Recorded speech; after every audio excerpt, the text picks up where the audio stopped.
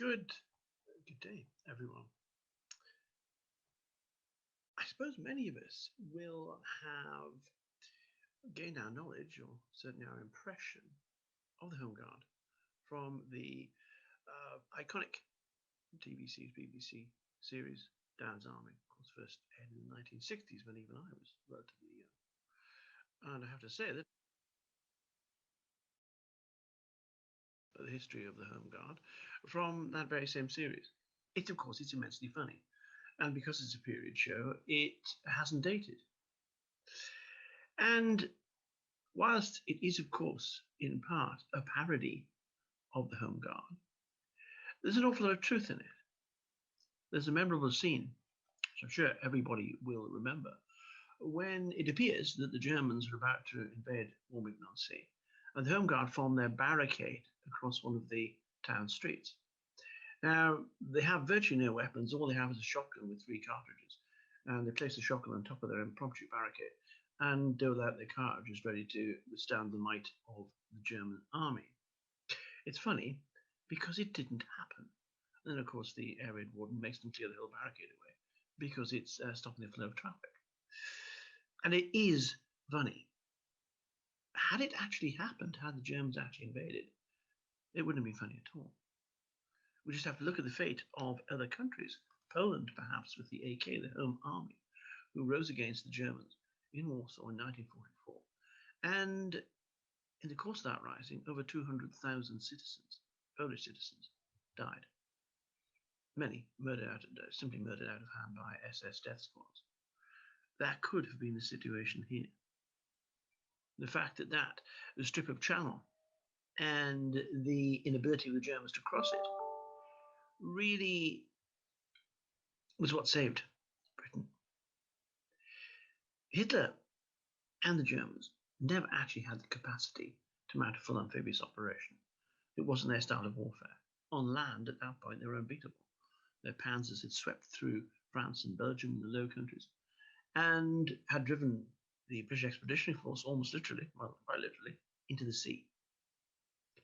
This was unexpected.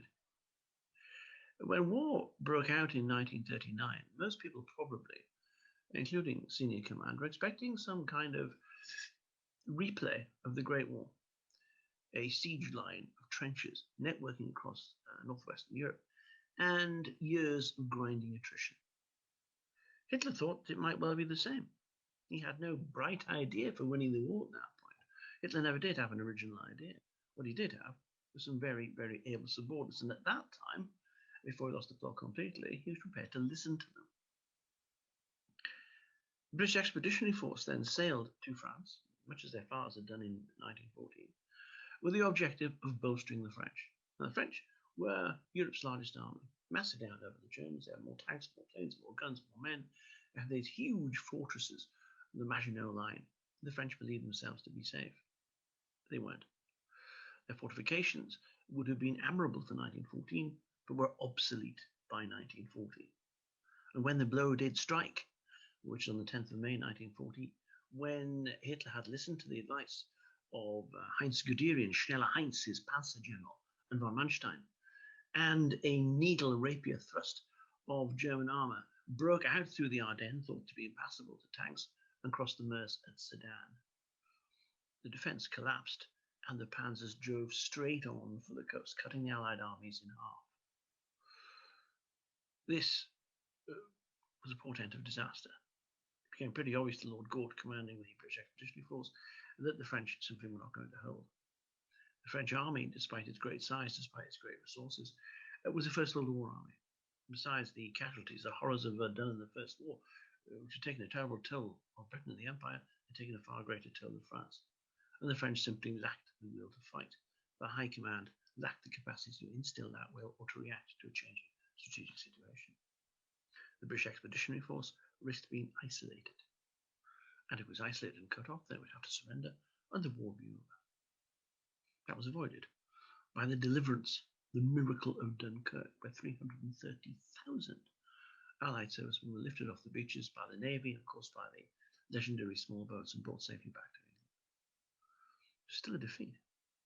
All of the army's armor, its tanks, its armored cars, It's trucks, it's vans, it's cars, it's motorbikes, it's push bikes, it's guns, it's artillery, it's mortars, it's heavy machine guns, it's Bren guns, and an awful lot of small arms were wrecked and left on the beaches. The BEF arrived back in England with just about what they stood up in and nothing else. It therefore seemed inevitable that the Germans would cross the Channel and invade. And that was a very real threat, exacerbated by the Germans' brilliant use of airborne troops, paratroops. Britain and France did not have airborne forces in 1940. And yet, using a single troop of Fallschirmjäger, German paratroops, the great Belgian fortress of Iban-Emel, their version of the mini version of the Maginot Line, was taken out in an hour by less than 100 men who simply landed on the roof. Nobody thought that could happen. And therefore there was a great fear, as well as the fear of invasion. This was exacerbated by the fact that the first waves of the invasion might well come by air. And Britain's traditional defence, the Channel and the Navy, would not avail against airborne troops.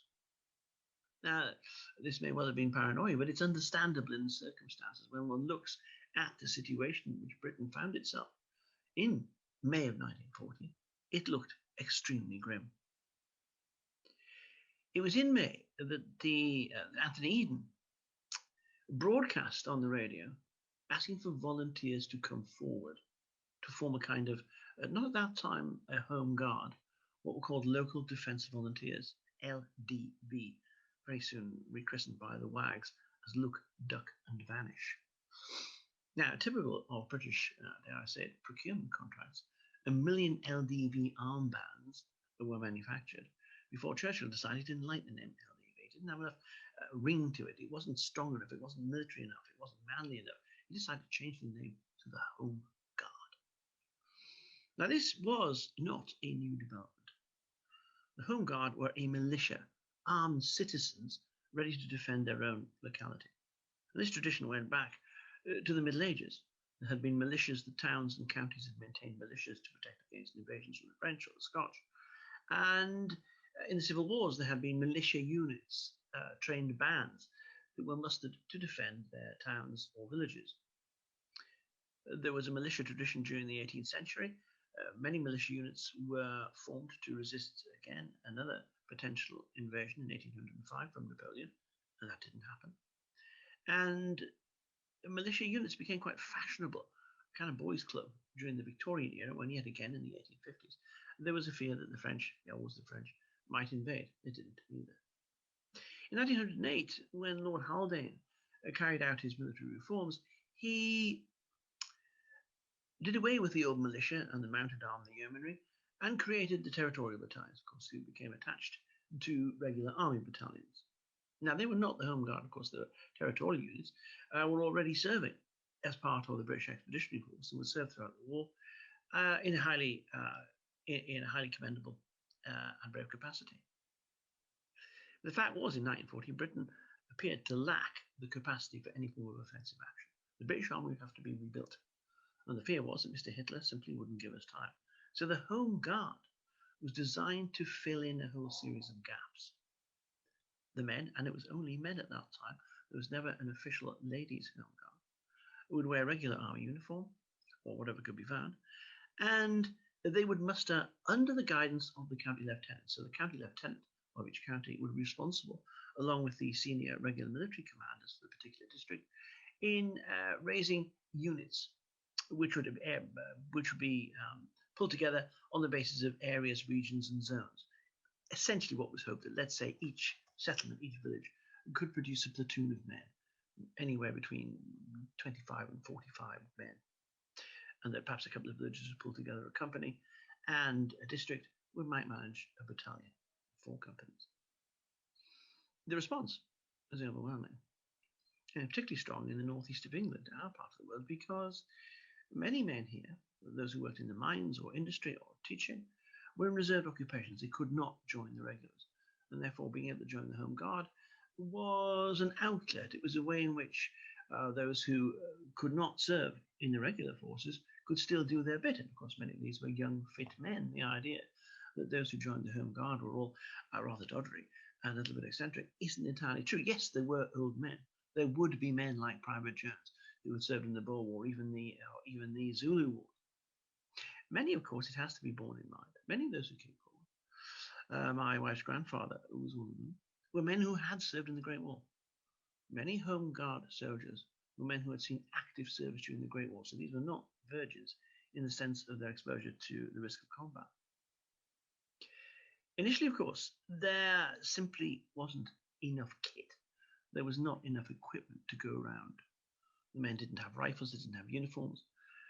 There weren't enough officers.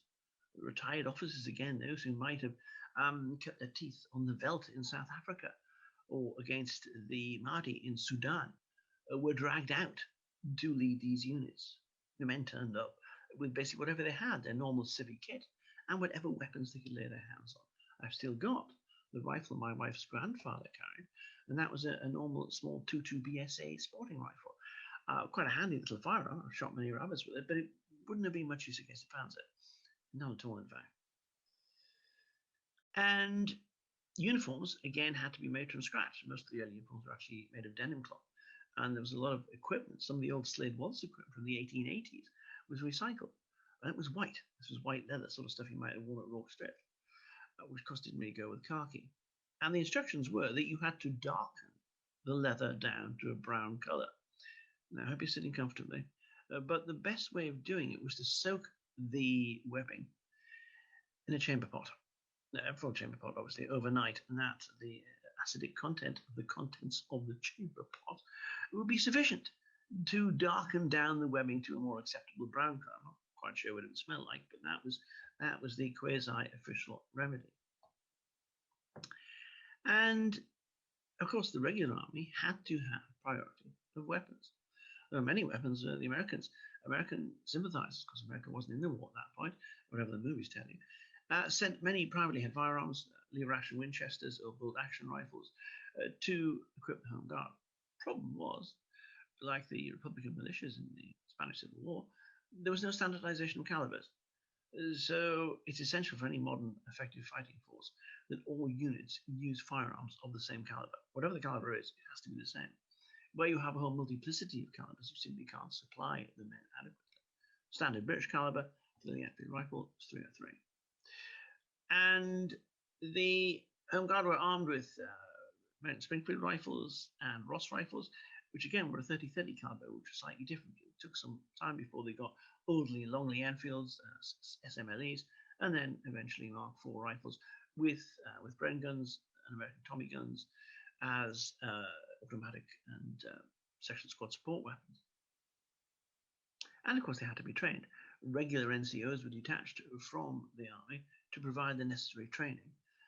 Impromptu rifle ranges were set up. Armories sprang up all across the country. There was a huge uptick in this because there was a fear, a very, very real fear that there would be an invasion and that could happen at any day.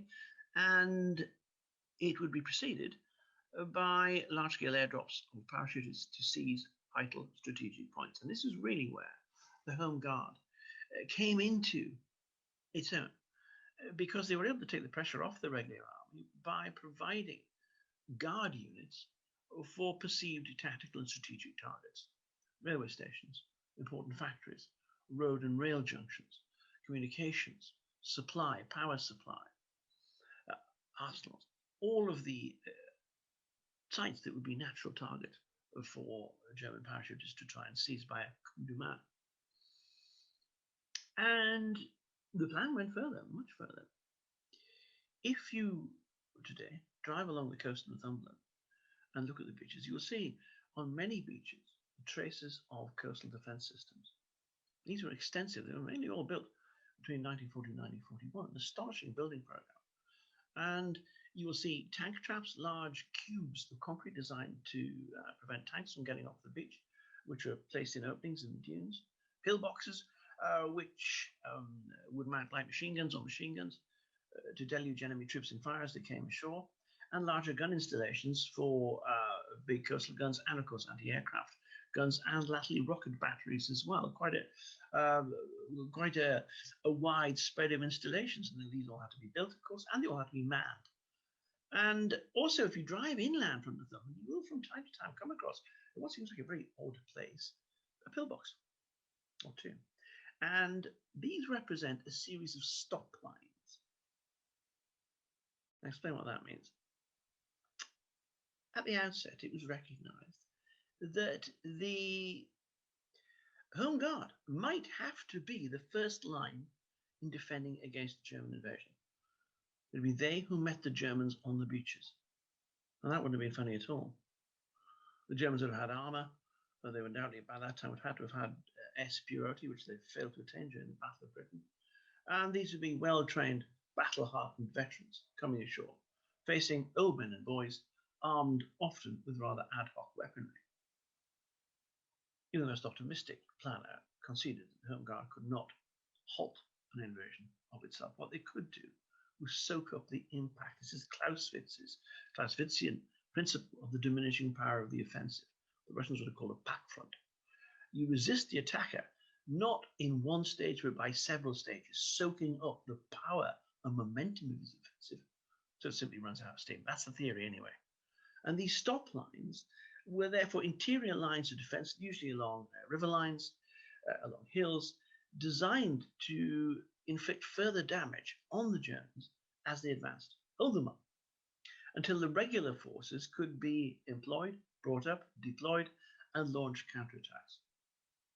By what width we didn't know because we had no tanks at that particular point. And yet, the formation of the Home Guard was so effective that by December 1940, Britain did launch its first major offensive. Not in Europe, it has to be said, but in the Western Desert. The General Wavel's, what became the 8th Army, the Western Desert Force, attacked the vastly superior Italian forces, which had just crossed the border into Egypt, and drove them pell-mell from Egypt and pell-mell through parts of Libya, and hastened their rather, as we said, panicked retreat in a western direction. Now, this aggression would not have been possible had all of those troops been deployed on homeland defense. The Home Guard was already proving its worth. And a lot of men might have regarded the Home Guard as a bit of a lark, a bit of a sky. Quite a few of the accounts of regular NCOs and I read do say that the men might drill or train or shoot for a little bit, but then very quickly ended up in the pub. And this is probably understandable because the threat was at its greatest in the summer of 1940. It would begin to recede after the 22nd of June 1941, when Hitler launched his great project, Operation Barbarossa, the invasion of Russia, when he switched all of his resources eastward to deal with the Bolshevik regime, Stalin's regime. Now, this would entail unspeakable suffering for the Russian people. Over 20 million Russians would die in this battle. Quite a few of them, has to be said, killed by Stalin. But it did take the pressure off Britain.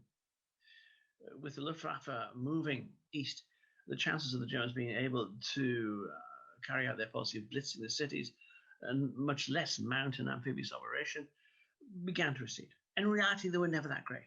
Hitler had no interest in invading Britain for a start.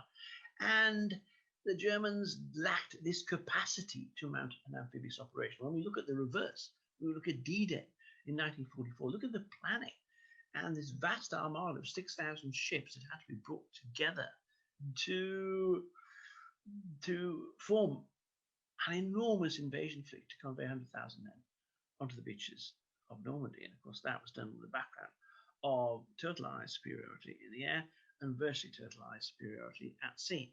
And with the level of resources that Germany in 1947 did not have. Yes, Germany could win any battle on land at that time, but they couldn't get their men across the sea. We didn't know that. That's hindsight, wisdom of hindsight. And yet the beaches of Northumberland particularly were felt to be a prime possible landing zone for the Germans. Obviously, we have long sandy beaches. Now, the Allies, we ourselves would learn with the disastrous example of Operation Jubilee, the Dieppe raid in August 1942. We would learn that putting armor ashore from landing craft is no easy business. The risk is that, as we found disastrously at Dieppe, The tank tracks will simply spin on the sand. They will not, or on the shingle, they will not be able to advance. And therefore they simply become sitting targets for artillery fire. And the sand in Northumberland, in fact, generally would not have been sufficiently robust, not sufficiently firm to allow German tanks, even if they had the landing craft to land them, to have gained a purchase. We didn't know that. This was a very, very real threat. And one thing the British have always been rather good at, as we know, is improvisation, ad hoc weaponry. And the Home Guard were no exception to this. They devised a wonderful series of booby traps and devices, the details of which were contained in the Home Guard manual, which frankly would have been a terrorist paradise at the time. These are IEDs, as we call them today, actually.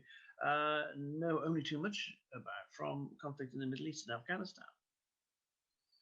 They invented a homemade Heath Robinson mortar, the north of a projector, and they had a wonderful device called flamme fugace, which is petroleum jelly, which was contained in 45-gallon oil drums. These would be buried one on each side of the road on a strategic bend at corner, and as an enemy convoy came around with electric charge, this whole mix would explode into an inferno of flame which would consume any vehicle. The manual includes some rather unusual instructions for dealing with German tanks. It said that German tanks are big and strong, but like all bullies, they have their weak spot. When you stand up to them, well, they're not like that very much.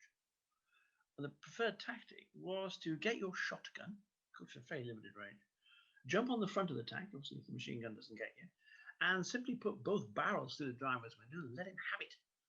And then, of course, he might drop an improvised grenade or a Molotov cocktail down through the commander's hatch on top of the turret. Don't try this one at home. And again, we were very lucky. It was never actually tried. It never happened. The Home Guard did their job. How well they would have fared in the event of a natural invasion, we'll never know. But however that went, casualties amongst the Home Guard and the civilian population were very high indeed. Other countries in Europe, France, Belgium, Holland, and above all the countries in the East, Poland, Czechoslovakia, Hungary, all of these countries would find out what it was like to try and resist the Germans to their huge cost. We were indeed very fortunate. And that does not in any way detract from the achievement of the Home Guard. The reality is that these were men who were prepared, if they had to die for their country, to die to defend their localities, defend their homes and their families. And following them anyways, a glorious tradition of the English militia which stretched back all those centuries. But there was another Home Guard. What did I hear about? These were the Auxiliaries, as they're called. Churchill had this idea of a stay-behind army, a force that would stop behind German lines if the Germans invaded and would emerge from hiding to strike and sabotage the German war effort. This was deadly serious. Now, these were a different type of recruit. They were mainly young men, poachers, gamekeepers, mainly from the rural areas. And they would be accommodated in specially constructed patrol bases. These were bunkers, dugouts. Northumberland has at least 38 of them, several of which still survive. A lot of were either demolished at the end of the war, filled in, or subsequently collapsed. So there are an examples. And these, the patrol, maybe 4 to 6 men, could live inside the bunker. They had a long escape tunnel which would allow them to hopefully get out if the Germans actually rumbled them. And they had the very best of weapons. They had modern weapons. They had Thompson submachine guns. They had silenced 2.2 sniper rifles. They had plenty of explosives. And their job simply was to emerge from hiding and wreak havoc amongst the Germans should the Germans succeed in invading. They were told, these auxiliaries, that their life expectancy from the day the Germans invaded would be about 14 days. That's the long it would take the Germans to find them and deal with them in the way they dealt with all resistance. And in the sure and certain knowledge the Germans would take massive reprisals amongst the civilian population. Now, this wasn't a boys' only activity. Young women were used. They were the eyes and ears of the patrols. They were the ones who would monitor German activity because a young woman could move around the countryside. Many were teachers, postmistresses, or farmers' wives who would have good detailed local knowledge and could report via dead letter drops to the patrols targets. Now, these targets weren't just Germans. Collaborators were in the sights of the auxiliaries as well. Any woman guilty of what was politely known as horizontal collaboration could expect to be shot, along with a German boyfriend. It is said that the patrols had death lists of known collaborators, Mosleyites perhaps, in the area, and in the event of a German invasion, should these people show any sign of collaboration, they would be shot without mercy. Duke of Windsor was one of Churchill's particular hit lists. He was governor of the Bahamas at that time to get him out of the way. But Windsor and his wife had certainly suspected of having quite strong Nazi leanings. He'd been always candidate for king if George VI was deposed by a result of a German invasion or killed by German bombing. This was deadly serious. And there is no doubt that had the Germans invaded, the patrols would have been activated. And they would have come out from hiding, they would have done significant damage, and they would have suffered the consequences, which would have been grievous. And again, this is one of the great might have been. Of course, all those who took part, men and women, signed the Official Secrets Act. So it was over 50 years before they could even begin to say what had happened. Of course, do you really want to admit that you had in your back pocket a death list of your neighbours? Probably not. Still a lot of secrecy about the Auxiliaries. There are a lot more that's come out. And if anybody wants to read more about them, there's a really good novel by a Welsh author called Owen Shears, which is simply called Resistance, which is, again, counterfactual history as to what might have happened in a particular Welsh valley had the Germans succeeded in invading. It's a good read, and I think gives you a pretty good impression of what it might have been like had this actually happened. And as time went by, however, it became more and more obvious that the Germans were not in a position to invade. The Home Guard became more organized. They had proper uniforms, they had battle dress, they had modern weapons, standardization of weapons. And they were still performing this vital function. Again, there was always a fear that parachutists would land. Many of the young men who had joined the Auxiliaries as time went by then graduated special forces. They joined the Special Air Service, a lot of them in France and other parts of France and Germany. Well, quite a few of them didn't come back, it has to be said. And the Home Guard was effectively stood down in the latter part of 1944, clearly quite obvious that the Germans could not hope to win the war, that the Allies had won the war. And then the men simply took off their uniforms, handed in their weapons, and returned to their normal civilian occupations, thinking, quite rightly, that they had done their bit. And they did do their bit. The fact the Home Guard was never engaged does not mean they didn't do their bit. Yes, they did. And they were prepared to do it. They were ready to do it, and if necessary, to die for it. And although we may watch Dad's Army with great affection, as of course we do, because it's a wonderful series, a wonderful program, at the same time, we have to bear in mind that the underlying purpose and implications of what the Home Guard were doing were immensely serious. This was not a joke. If they had actually been called upon, they would have served. They would have fought the Germans. Old men and boys, and women as well, would have fought the Germans and accepted the fact that the casualties would be very high indeed. So the Home Guard is, I think, an inspiring story. Many of us, I know, will have members of our families, grandparents, great-grandparents, who served in the Home Guard. Several people I know, certainly, who, most of whom, of course, are no longer with us, but definitely served in the Home Guard. And I've been able to speak to one or two who actually served in the Auxiliary Patrols, which is a fascinating story in itself. And the Auxiliary Patrols had a local control, an intelligence officer who was in charge of them. And the man in charge of the Northumbrian Patrols, which were regarded as the best in the country, was the actor Anthony Quayle. Anthony Quayle, of course, we know from many movies like High School and Alex, Guns and Ammo, all these great films, was a real SO, Special Operations Executive Officer. He served in Albania and the Balkans. He was parachuted in. And he rated his Geordie and Northumbrian auxiliaries as very good indeed. That's just as well because one of their first jobs would be to kill him. If the Germans invaded, obviously you can't have the intelligence officer falling into German hands. It's that serious. So thank you very much, and I look forward to taking your questions as they arise. Thank you. Welcome to Heritage Hour, everyone. This is Gateshead Archive at Home, and this is our weekly online programme bringing you some of the speakers and talks that we would normally be hosting in our libraries. A big thank you to John, our guest speaker tonight. For those of you who don't know John speaks speaks on a wide range of subjects, but really has a specialism in military history. John is both a fiction and non-fiction author. He's a long-time friend of Gateshead Archive. He's been doing events for us for a long time now, and he also has a passion for living history and drama. And we're very pleased to have John here now to answer some questions live. So do send your questions in, just using the little comments button below the video you're watching. John, we already have questions coming in by email for you. So yeah, hello, thank you. I think watching Dad's Army, most people can't help wondering what would have happened if an invasion had taken place. It was really interesting and sad to hear about the Polish equivalent of the Home Guard. And did that happen in other countries? And was it effective anywhere?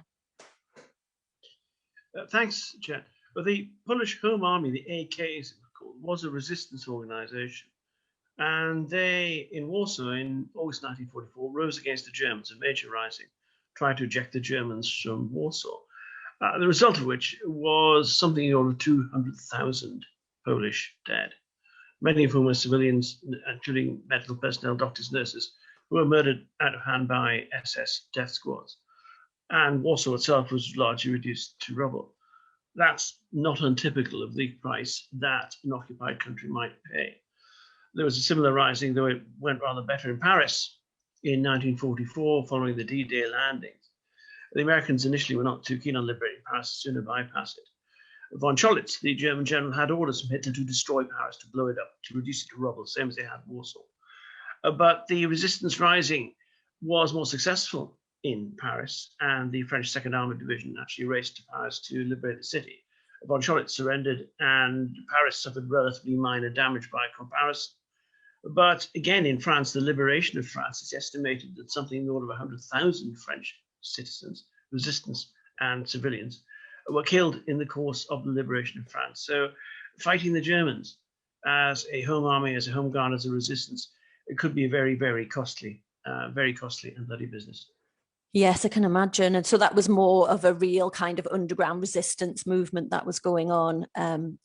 Slightly different, I guess, to our home guard, but nevertheless, ordinary citizens having to fight it, which wasn't what they were trained for. Very scary.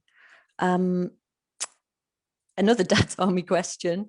So in the show, we have that very funny relationship, that kind of one-upmanship going on between the ARP warden and Captain Mannering. Do you know what the relationship between the Home Guard and the ARP was actually like, and sort of how did they compare in numbers and roles? Obviously, relationships tended to vary from community to community, because Home Guard very much, as ARP, it was very much a local thing. And of course, in the TV series, Manning is at odds with the ARP warden. And it's a personality clash. And there was a lot of that. You know, people who might have been business rivals, or you might be a brother-in-law who you couldn't stand before the war. There's no reason why you're going to like him just because he's in an ARP uniform. And obviously, you put some people in uniform. Mannering is the classic example. He's this rather fussy, slightly pompous little man. He puts his captain's uniform on. He thinks, he's called Napoleon. He thinks he's this great military figure. And that's, again, it's a parody, but it's true.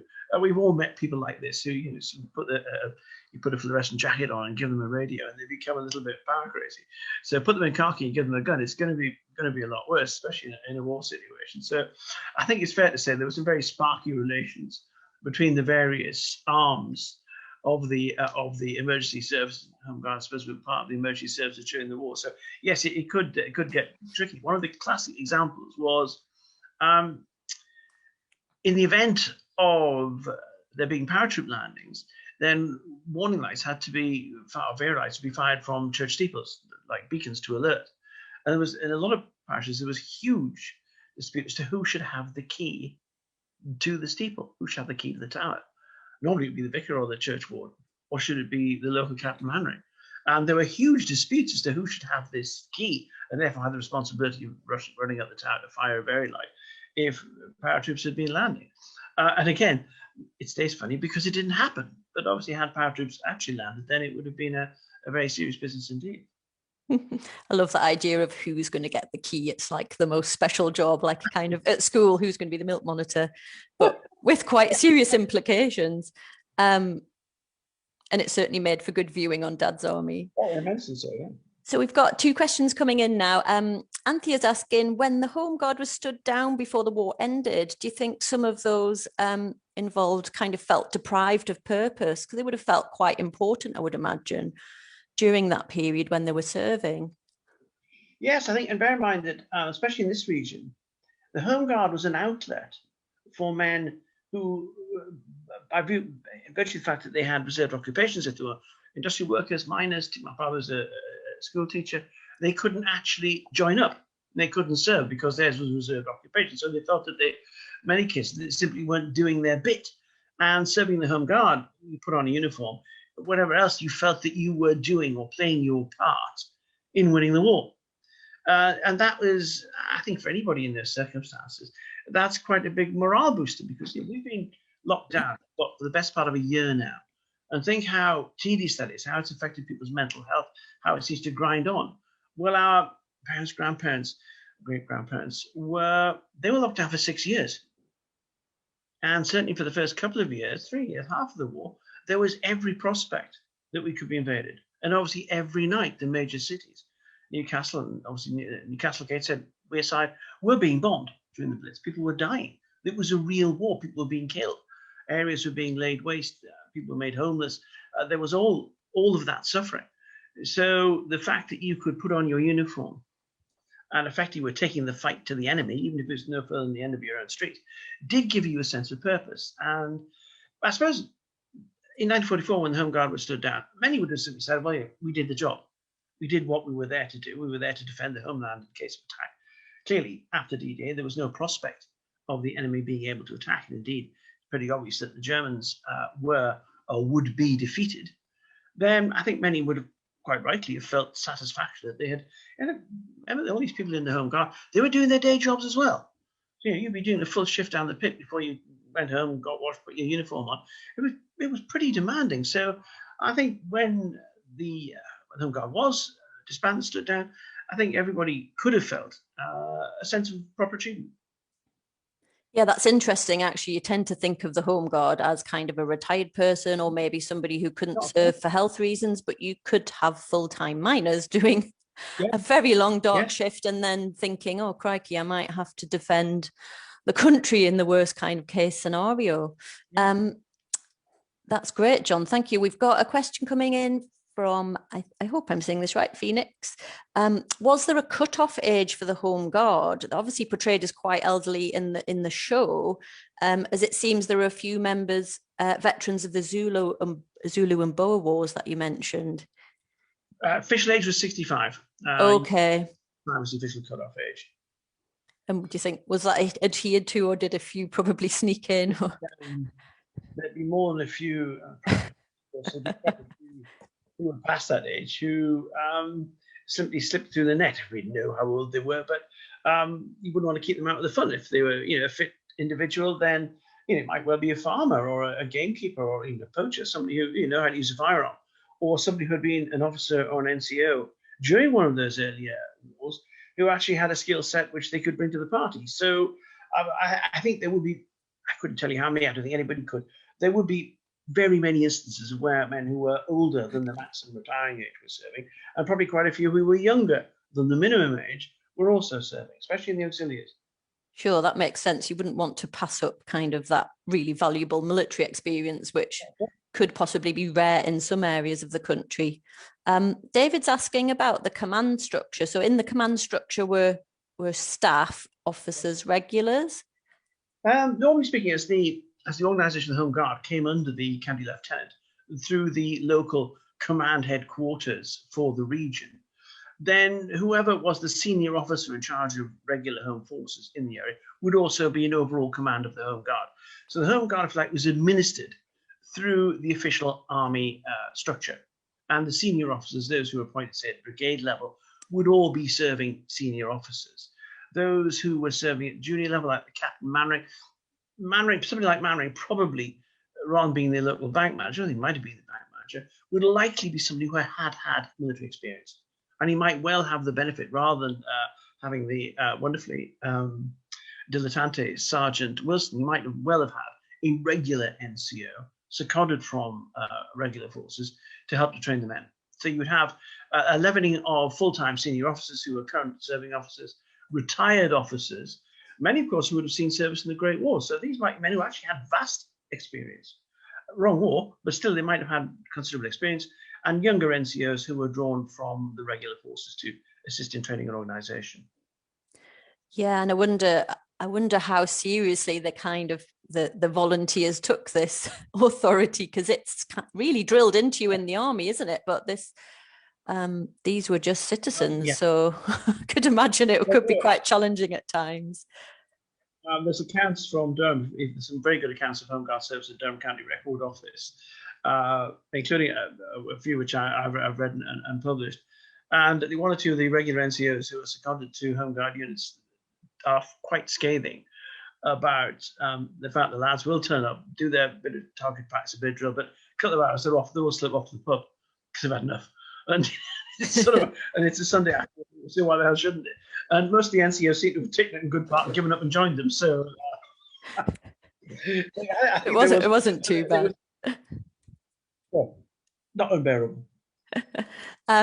Someone who is a veteran of the coalfield, not at the time they're pointing out, says that they realize there are a lot of miners who kind of felt left out because they couldn't enlist due to their job. Could you mention the name of the novel you recommended again? Certainly. Did you? It's a novel. Yeah, the name of the book is Resistance. Just that one word, Resistance. And it's by a writer called Owen Shears, as in Shears. It's a novel I'd certainly recommend. There's a BBC, it was dramatized for the BBC about 6 or 7 years ago, probably available somewhere. The film is called, amazingly, Resistance as well. So quite a good film version. The novel is Resistance by Owen Shears. Brilliant. Thank you, John. I can't see. I'm just checking. We haven't got any more questions coming in because they hide away at the bottom of my screen. No, I can't see any more. I think what I was struck by was that concept that the Home Guard wasn't new, and it makes sense when you explain that we'd always, for hundreds of years, you see it popping up in the Napoleonic kind of evidence from the Napoleonic times that we had militia and volunteers. It's just really interesting to think that kind of idea has always been there. Yes, that's right. I think anyone who maybe was in the Territorial Army at one time says the Territorial Army is a continuation of that tradition. Obviously, the Territorial Army came into being with Haldane's reforms in 1908, and effectively replaced them. It replaced the militia system name, but not really in intent. It was the same thing. The idea that citizens would band together and train on a relatively regular basis to be ready to defend their communities against foreign aggression, if necessary. It was very strong tradition here in the northeast as well, very strong indeed in Northumberland, Durham, North Yorkshire, and Cumbria, because of the long wars with the Scots. Obviously, many of the battles fought between the English and the Scots from 1296 to 1603, and again during the Civil Wars, used militia. Militia turned out to fight in those wars. They were essentially local wars, but obviously this was a northern militia, in many cases facing a Scottish national army. So the medieval militia certainly were tried and tested, and in fairness were generally not found wanting. And again in the Civil Wars, the trained bands, as they were called in those days, were deployed to fight, whichever side your town or county happened to be on, to fight for, normally it would be for your local magnate, your local lord, against the other side, be that Roundhead or Cavalier. So these trained bands, the militia all the way through history, weren't just for decoration. They were actually tested in battle. And of course, in 1914, the territorial units, who were never intended for overseas service, volunteered to a man to serve in France in the trenches. And the Northumberland Hussars, who are yeomen, as mounted militia, if you like, they're one of the. I think they were the first. We'll say that the first one. London unit claims they were, but we don't believe Londoners. They were the first territorial unit to actually deploy in France in October 1914. So the militia tradition is a long one and an active one, and particularly in our region. Thank you, John. And we have a nice comment to end on, which is from Clive, who says, my granddad was 70 at the stand down in 1944. and he fought in the First World War. Oh. So thank you so much, everyone, for joining us tonight. And thank you to John, our speaker, for giving up his time and giving us an insight into an area you kind of think you know about from a TV show, but obviously like a huge amount to learn about there. Do join us next week when Rosie Surdeville will be talking about the history of neighbour relations down the centuries, which sounds intriguing. Yeah. So do come along next week. Thank you, everyone. Stay safe and good night from Gateshead Archive. Thanks, John.